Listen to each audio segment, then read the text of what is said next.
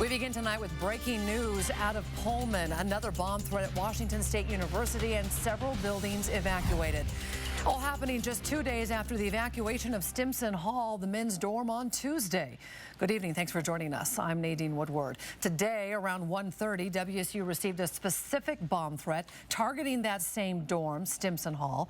But this one also included a general threat to campus.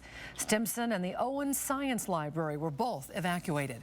Now, classes weren't canceled, but WSU told students to be aware of their surroundings and report any suspicious behavior to 911. Now, on Tuesday, vandals scratched several swastikas and a vague bomb threat onto dorm walls, triggering the evacuation of dozens of students from Stimson.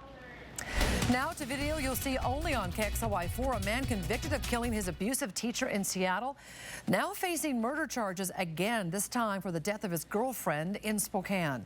In 1994, Darrell Cloud made national headlines when he shot and killed his middle school teacher. The man had been sexually abusing him for years, beginning when Cloud was just 14.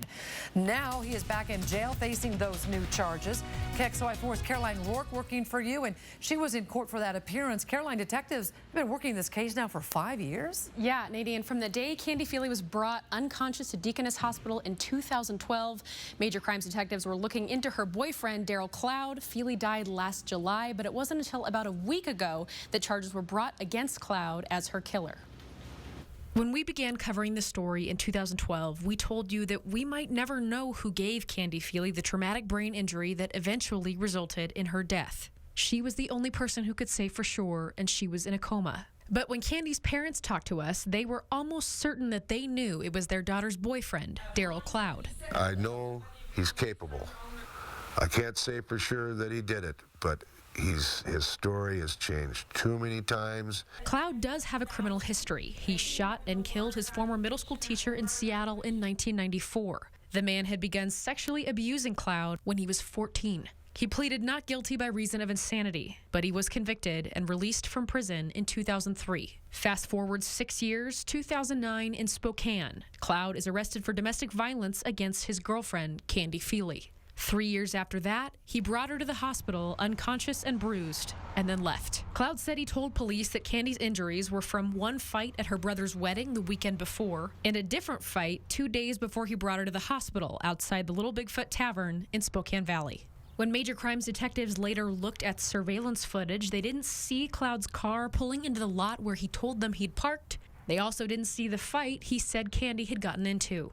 The morning after that fight, Cloud says he woke up to find Candy unconscious and shaking on the living room floor. He didn't bring her to the hospital until the next day.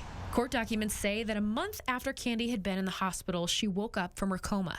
She couldn't speak, but was able to point to the words yes or no printed on a piece of paper. When her mother asked her if Cloud had done this, she pointed to yes. When detectives tried a similar tactic, Candy indicated she was unsure who had given her the brain injury, but pointed to yes when asked if Cloud had hit her. Candy Feely died in July of 2016. The Spokane County Medical Examiner's Office ruled her death a homicide. Last week, a second-degree murder charge was filed against Cloud. He was arrested in Seattle on Tuesday and booked into the Spokane County Jail last night. His bond has been set at $500,000. Reporting in studio, Caroline Rourke, KXLY4 News. Thank you, Caroline.